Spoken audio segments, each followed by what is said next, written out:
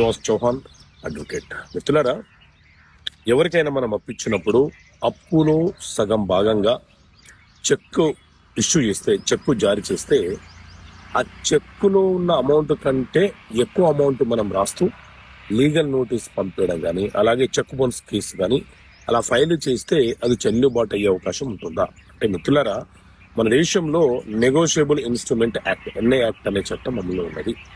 ఈ ఎన్ఏ యాక్ట్ మరియు BNSS act ప్రకారంగా మనము చెక్ బౌన్స్ కేసులు ప్రైవేట్ కంప్లైంట్ రూపంలో మెజిస్ట్రేట్ కోర్టులో ఫైల్ చేస్తుంటాము. అయితే ఎవరైతే మనకు చెక్ ఇచ్చారో ఆ వ్యక్తి ఆ చెక్కులో ఎంత అమౌంట్ రాశారో అంతవరకు మాత్రమే మనము చెక్ బౌన్స్ కేసు ఫైల్ చేయడానికి అవకాశం ఉంటుంది.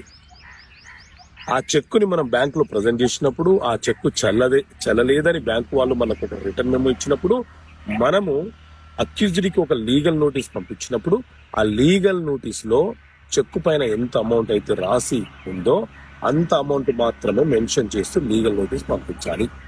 అదేవిధంగా కోర్టులో మనం ప్రైవేట్ కంప్లైంట్ ఫైల్ చేసేటప్పుడు కూడా చెక్కు మీద అలాగే లీగల్ నోటీస్ లో ఎంత అమౌంట్ అయితే మెన్షన్ చేశామో అంత అమౌంటే మనము కంప్లైంట్ లో కూడా మెన్షన్ చేస్తూ ప్రైవేట్ కంప్లైంట్ న్యాయస్థానంలో కేసు ఫైల్ చేసుకోవాలి. లేకపోతే చెల్లుబాటు అయ్యే అవకాశం ఉండదు.